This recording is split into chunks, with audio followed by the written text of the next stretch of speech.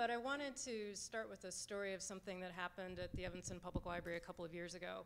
I am not a scholar, I'm not a professor, I don't have a PhD, I'm just a regular Reader's Advisory librarian. And I was at the desk one day, and a patron came up and she was asking about the variety of book discussions and book groups we have. And so I said, well, yes, we've got a couple really great new ones. We've got an African American literature discussion group that's been going for a while. We have a bilingual Latino group where we discuss and read the books in both Spanish and in English. We've just started an LGBTQ discussion group. And she looked at me and said, don't you have any normal discussions? So I think that comment really speaks to why this program is so important. The thing about Evanston, we're the community next to Northwestern University. We're very liberal, we're very diverse. We have a lot of ex-hippies and vegan fair trade shoppers at our farmers market every Saturday. And yet, I think there is a certain sense of entitlement that certain cultures are more normal than other cultures. And one of the books that I thought of when I was listening to David and Stephen, if you don't already have it, is James Lowen's Lies My Teacher Told Me, which gives you a really great idea of how some people's stories were not considered to be truly part of the American story, and that's something that we're still dealing with. And as I said, that's part of the reason for this project. So why am I doing controversial programming? It's amazing how things that should seem really simple and normal can become very controversial because there is this sense of entitlement sometimes, that certain cultures are the cultures that should be talked about and other cultures should not be. A couple of projects that I've done at the Evanston Library that I'm very proud of and I think have really brought a lot of interesting conversation to the community. In addition to the Muslim Journeys program, which I would truly say was life-changing for me as well as for people in the community, last year I did a program called 11 Months of African American History, where we did something every single month that had to do with African American life except in February. And the point of it was that I was very frustrated over the years that whenever we did our February African American history, that you were lumping all this stuff together into 28 days, into 4 weekends, that a lot of the African American artists and writers and professors in the community said, we never get to hear our colleagues speak because we're all speaking at the same time because everybody wants us to speak in February. And it really pained me to hear brilliant writers and dancers and artists say that, they would get all these calls and invitations to speak in February, and March 1st it just dried up. And they never heard from any of those venues again until next February. And that really, frankly, peed me off. So I decided what we needed to do was say, African American history is extremely diverse and it's worth studying every single month of the year and not ghettoized, not segregated into a single month. And I think the same thing could be said about what we're going to be doing with the Latino American theme. So I don't do Gay Lesbian Month. We do do Latino Heritage Month in September and October, but we're really trying to commit to doing those sort of things throughout the year. And we did a year called HO in the United States last year, where we looked at different Latino themes throughout the year and tried to emphasize different countries in different months, because of course Latino American heritage is not just Mexican, it's Guatemalan and it's Ecuador and it's Colombia and it's Argentina and so many, many others. And that's what I'm hoping this project will kind of help us to do. So kind of dealing with controversy, some tips. So these are some of the faux pas that I've often seen that have kind of led to problems in dealing with difficult topics in your community. One-sided publicity efforts. I've heard a lot of librarians say, well, we thought, we're not going to tell too many people about this, because if we advertise this too widely, then, some of the wrong element will come in and it'll get more difficult. That is a big, big mistake, because people are going to find out about it. And if there's the feeling that you're trying to hide this program, that you're trying to keep people who might not like it from finding out, that's just going to make it a lot worse. So you want to just be out there, be as public about it as possible, be proud of what you're doing, and say, yes, this is what we're doing and why. Panels that aren't balanced, and Stephen touched on this a little bit. And by balance, what I mean is it's not so much that if you have somebody talking about the DREAM Act, you have to have somebody else come out there and talk about why the DREAM Act is a bad idea. No. I don't know if any of you heard Gloria Steinem yesterday, but she was saying, we were talking about objectivity in library programming, and she said, you do have to accept that there are facts. And so, if you have somebody talking about something which is a fact, which is namely that bilingual education is a good idea, for example, you don't necessarily have to have someone else out there arguing something that's not factual. Gloria Steinem was saying that if you have Rush Limbaugh on there, you should probably classify him as folklore. I think if you have Donald Trump on there, we should probably be classifying him as science fiction at this point. But the idea of balance is, once again, Latino culture is very diverse, so you might want to have people on your panel to represent the different ethnicities within it. The gay lesbian community within the Latino culture. There's so many different aspects to it. So you don't want everyone on your panel to be saying the same thing because, frankly, that's kind of boring.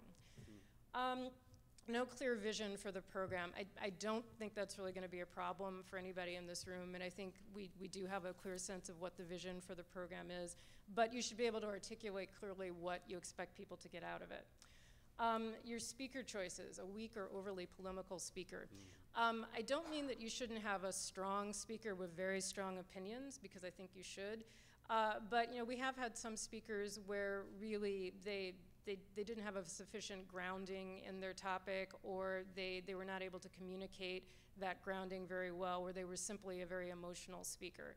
And so I think you want someone who is really going to be able to communicate the importance of the topic very well. And then you yourself, you should be very familiar with the topic, but you should also be very familiar with your speakers and know where they're going to go and be able to anticipate some of the issues that are going to come up with that speaker. So be prepared, as I said, know your topic and your speakers. Know your institution's policies and make sure that, if you bring in somebody that you think might get a rise out of people, that your director, your administrator, everybody involved knows what's going on, and that you've said, look, this is what our policy on speakers for our institution is. And it also doesn't hurt to say, by the way, this is ALA's guidelines on speakers in public libraries and in your institutions. Knowing your community, knowing who is likely to come out for these programs, who's likely to be happy about it, who's likely to not be happy about it. As I said, you want to publicize your event very, very widely, but it never hurts to have your allies in the room. So if you know that there is a church that is very supportive and has a very large Latino membership, make sure they know about it. Make sure somebody's going to that church and announcing these activities on a regular basis so that you've got your friends in the room. Same thing if you have other connections through the school community or through the business community. Make sure that the people who are going to be interested and who want to talk about this are there in the room. And knowing the law. I have often heard people quote very misinformed and inaccurate legal opinions about what we can or can't do in the library. And fortunately, in Evanston, we actually have we have a legal department from the city of Evanston that we can call on to get some clarifications. But just make sure that if somebody comes up and tells you, but no, you're not allowed to present on this topic, or you're required to present a speaker on the other point of view, make sure that you actually have those facts in hand before you do your program. Dealing with your administration. Administrators, you may not be the one who's getting all the really hateful calls and emails and letters, and administrators, of course, can be very sensitive to that. So you want to make sure that you're working with them as partners as opposed to adversaries. I think the first step is just to say, how does this program relate to your mission?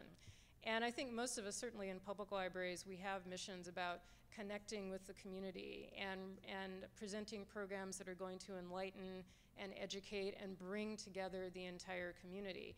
And so this program is so in line with what just about every public library's mission is going to be. And for academic libraries as well, the educational mission, but also being a light to the community and being able to being able to pull together and make connections to the people that live in the town, even if they're not technically part of the academic institution. So remind your director, if need be, that this is a critical part of your mission.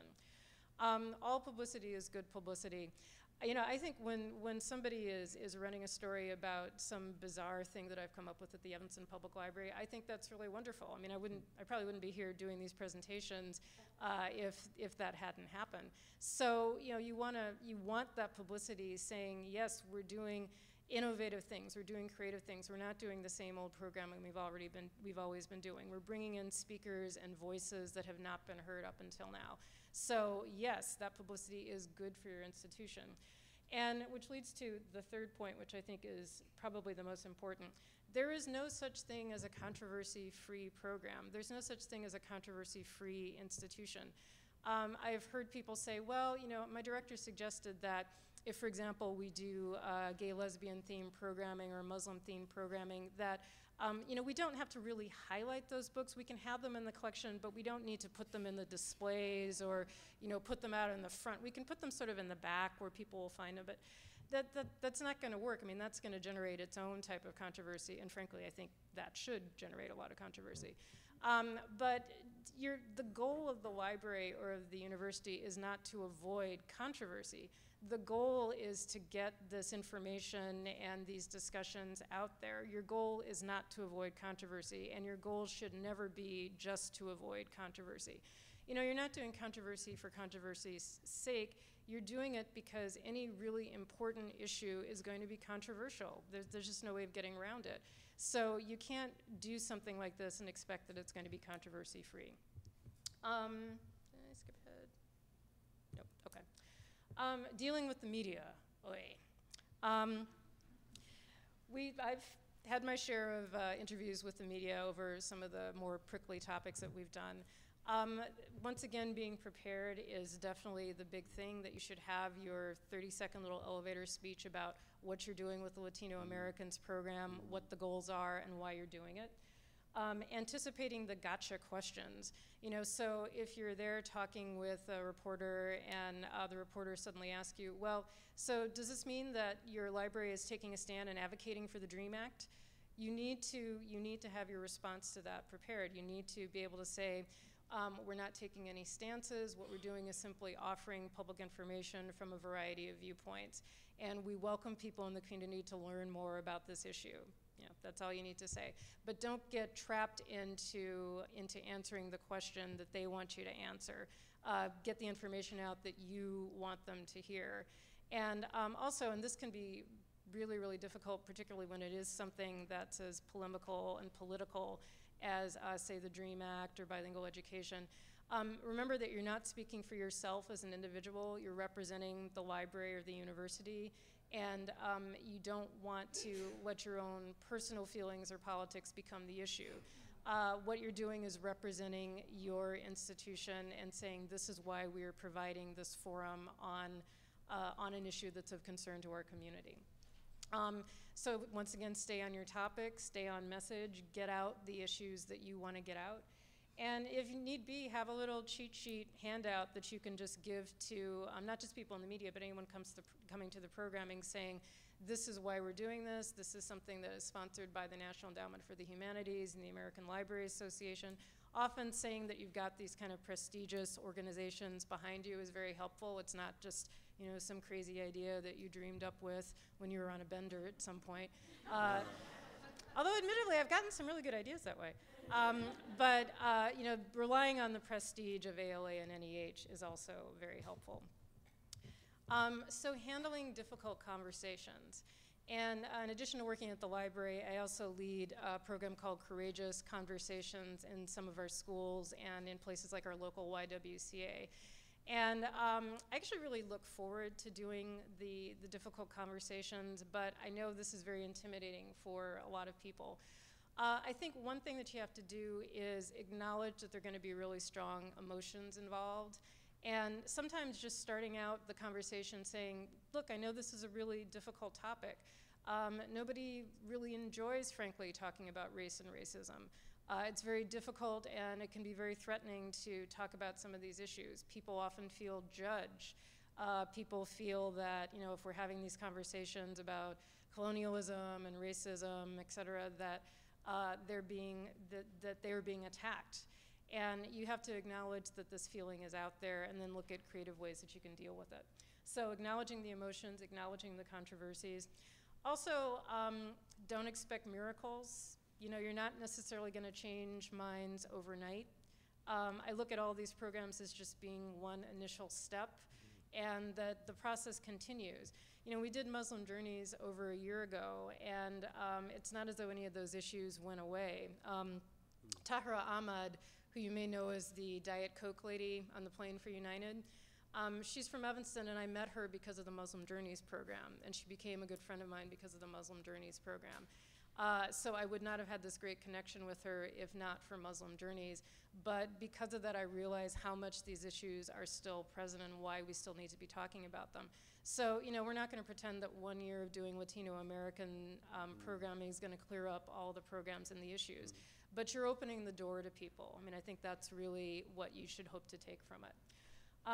Then, even though we are dealing with a lot of very emotional issues and you may be dealing with people who are expressing a lot of anger, you do have to demand respect, and you have to demand respect for yourself as the project manager, but also for your speakers and for the people that are in the room. So you do need to empathize, but you need to make sure that everybody is treated with respect and everybody gets the respect that they deserve, just because they're human. So some of the steps you can take before your presentations or discussions start. Working with your speakers, introducing the panel, making sure that people in the audience know all the many wonderful things that people on your panel may have been doing or writing about or working about, highlighting their background and their accomplishments and their experience. And also, so much of this is really about humanizing everyone. You know, I've had rooms where, you know, there were people that came in, particularly any of the programs we've done on Israel-Palestine, and we've done a lot of programs on Israel-Palestine at the Evanston Library. And people come in just furious and ready to rip one of the panelists to shreds. And then the person will get up there and tell a story about growing up on a small olive or lemon farm in Palestine and just what that meant to them and what their family connections meant to them. And you see a lot of that anger and a lot of that hostility go away. It doesn't mean that they don't still disagree with the person, but they've been able to see them as a fellow human being and not just as an icon of something that they're angry about. And then acting as a facilitator. Some of the things that I talked about already, trying to humanize the speakers, but a couple other things you can do that will make it less likely that a conversation will get out of hand. Ground rules and agreements. Probably a lot of you are familiar with these. At the end of my presentation, I have a link to the Public Conversations Project, which gives you some simple ground rules. But a lot of them are just basic things about respecting everybody in the room, that you don't interrupt people, that you allow people to be known by the names that they wish to be known by, but also just making sure that everyone in the room agrees to support the ground rules, agrees that they're not going to tell tales out of school, that they're not going to, you know, spread to others that this particular person said something that they may or may not agree with. Controlling the microphone. So I tend to do my Oprah bit whenever I'm doing one of these programs. I'm sort of parading up and down with the microphone. And I learned early on that it really helps if you pass the microphone around to people to actually kind of hold on to the microphone yourself lightly, but occasionally with a death grip. Because otherwise you can get people that will just go on and on and on, and you cannot shut them down. So I find that if you're just sort of at least lightly holding the microphone and it seems like the person is maybe going to get a little bit out of hand, you can just sort of move the microphone away from them so that nobody can hear what they're saying. I have at times used the written questions approach, and that there's a lot of pros and cons to that. Once again, with the Israel-Palestine programs, we just about always have to use the written questions approach. And it's really just to make sure that you get a variety of questions asked and answered, and also that you don't come up with questions that are really long polemical speeches or frankly insults. which has happened on occasion. The disadvantage, obviously, is that it makes the flow of the conversation a little bit more awkward if you have the written questions. So, you know, you have to kind of feel out your audience and know what type of audience you have. I think it also depends on the size of the program. So sometimes for really big groups, the written questions work much better than just kind of a back and forth of questions.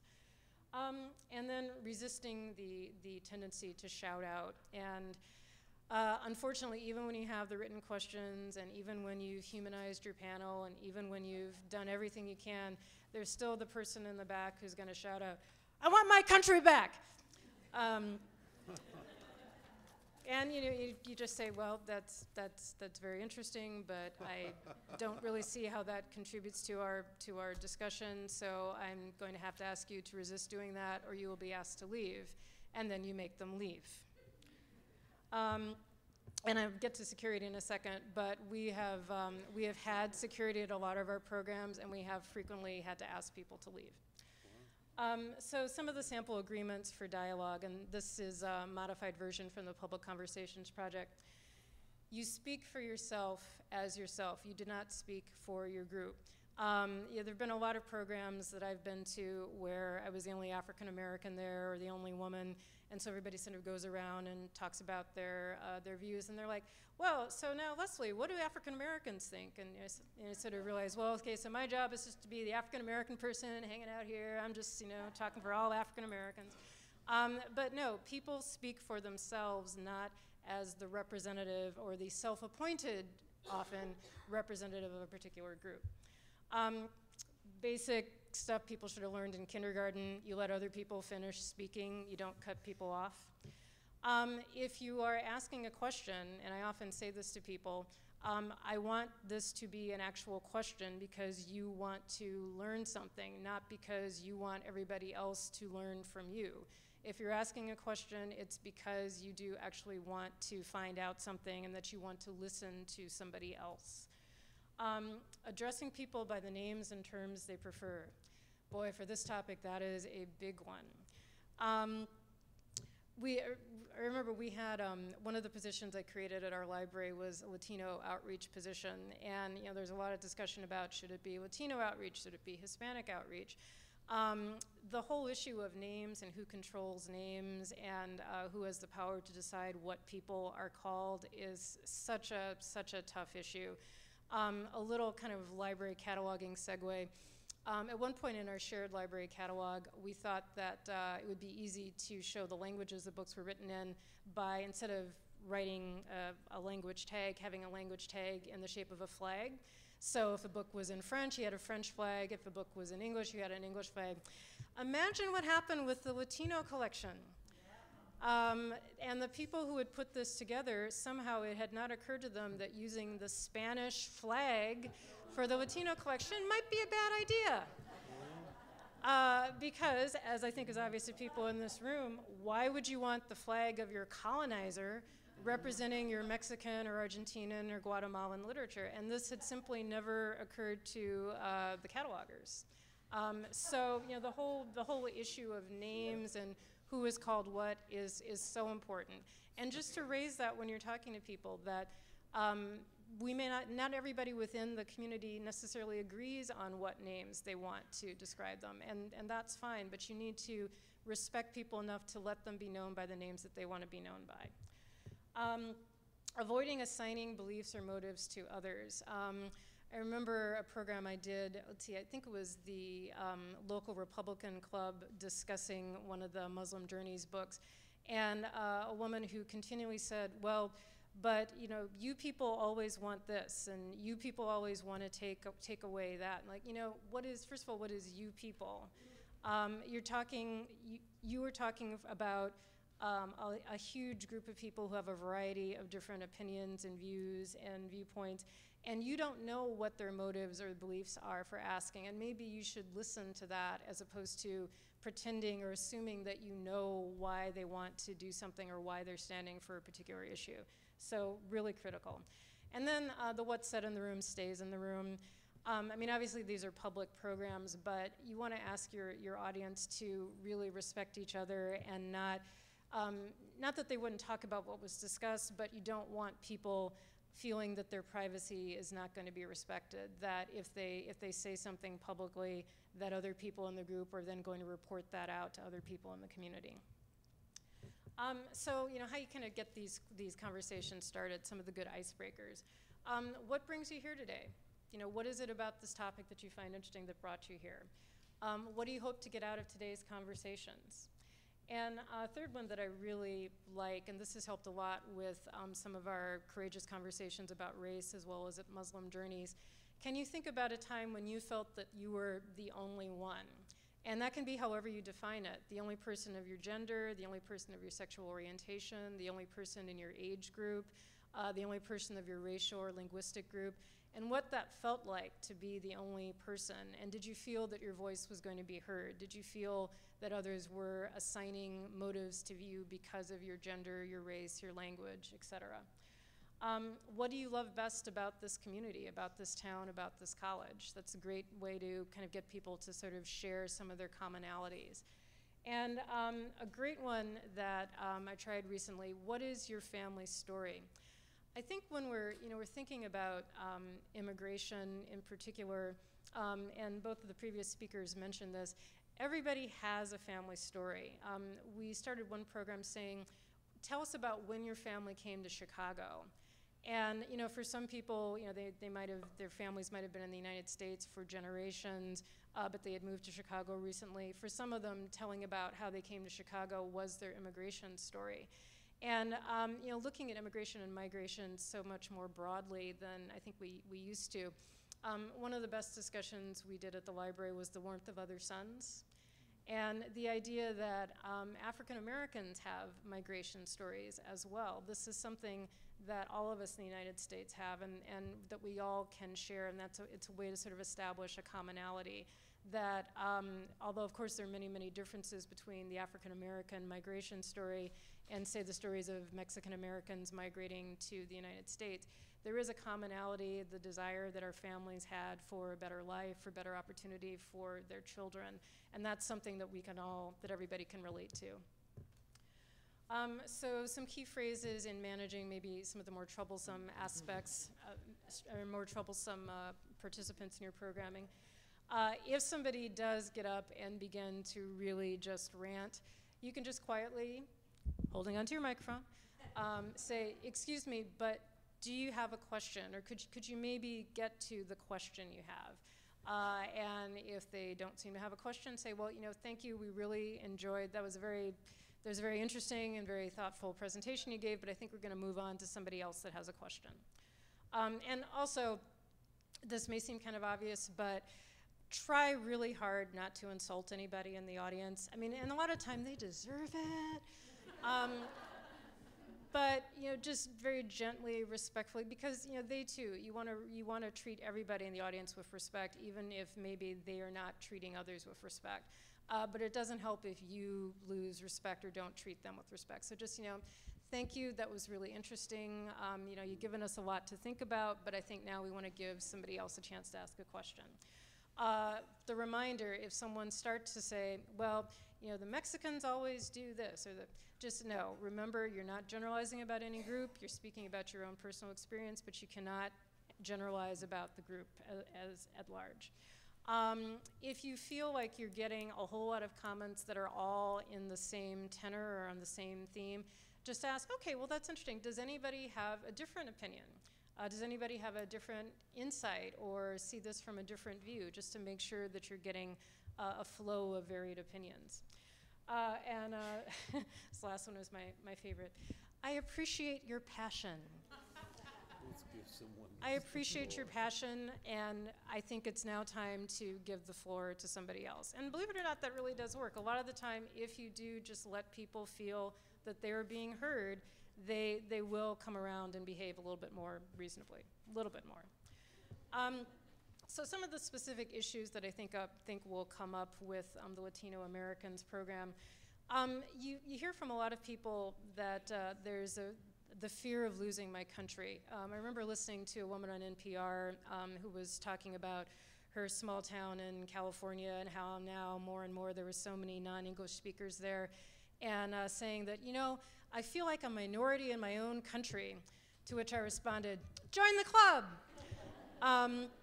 But for a lot of people, this is a very frightening feeling that they are becoming a minority, that they're not prepared to be a minority, that hearing people speak another language, not just Spanish, but hearing people speak Chinese or Arabic in their communities is very threatening to them, and they start to feel that they're losing control of their community.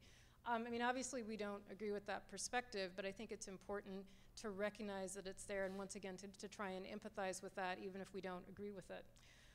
Making sure you're addressing the real issues. You know, so when people complain about bilingual education, or they complain about the DREAM Act or about immigration, what is it that they're really afraid of? What is it that they're really upset about? Is it that they are really opposed to bilingualism, or is it that they're afraid that resources in a very limited school budget are going to be directed away from other programs that they feel will benefit their children? Is it issues of economic inequality, or fear that you know, jobs are going to be threatened in their community when all these other people come in? And you may need to say, is it really that you're angry or upset about immigrants or bilingualism, or you're upset about some of these other issues?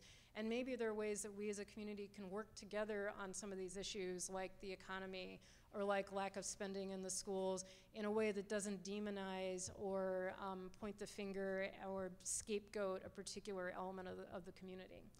And so lots of times just asking, you know, you seem really angry. Why are you so angry about this? Can you kind of articulate what it is that you're angry about? Can be helpful.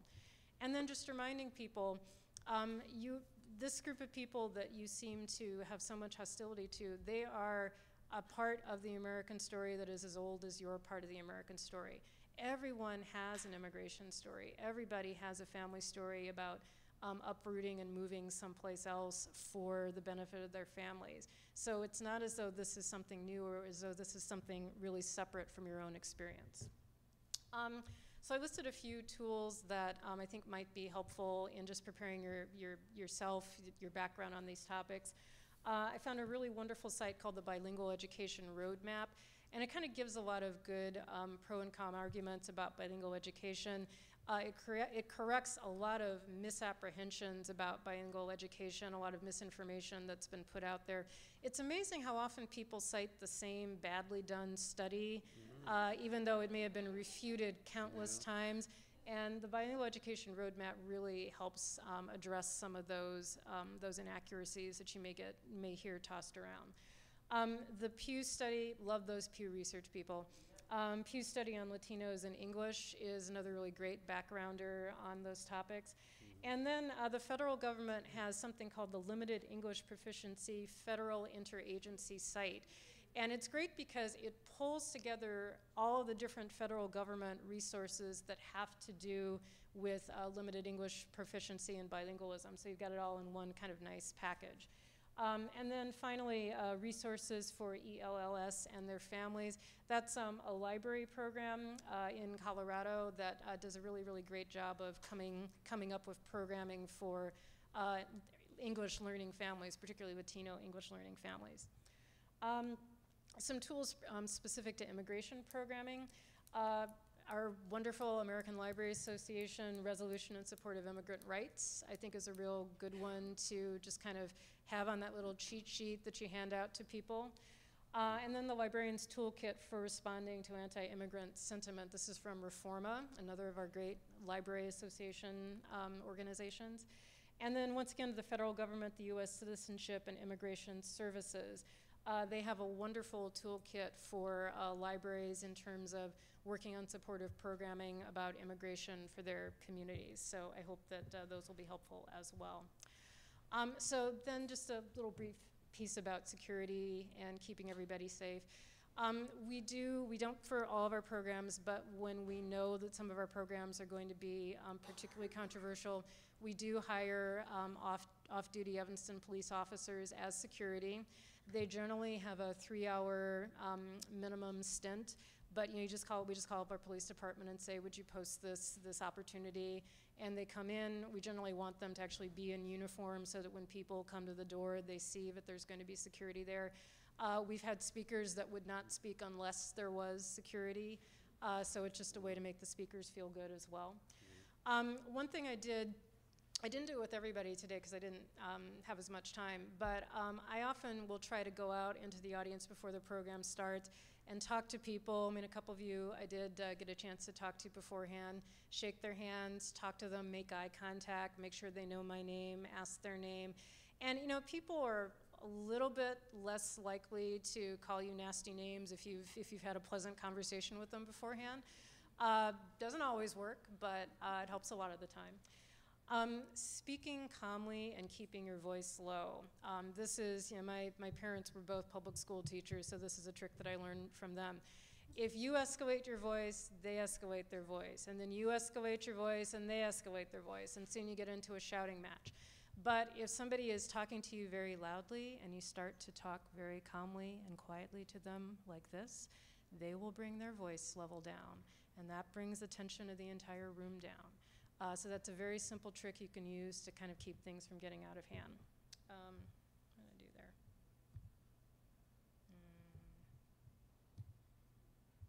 Okay. And then once again, just stating your expectations and enforcing them. You know, you've got the public conversation rules. You make sure that everybody agrees to the ground rules. And if you get somebody that shouts out, if somebody shouts out in my program more than once, I immediately eject them. You know, no further conversation. We are not putting up with that. We're not letting you derail the conversation, and that's part of the reason you have the security there. So other resources, the Public Conversations Project I mentioned earlier, that's where I got the ground rules. Unfortunately, we need diverse books. They're having a presentation today at the same time as the second part of this program, so we won't be able to go to that.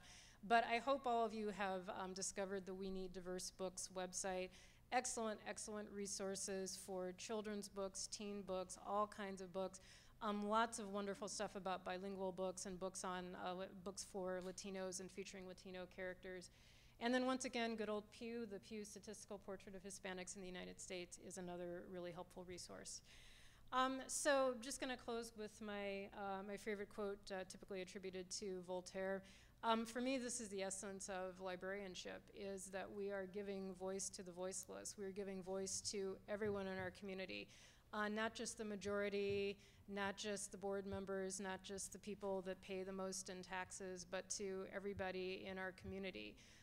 That's our right, that's our challenge, that's our duty, that's our obligation. And I thank you all so much for taking on this really amazing challenge, and good luck.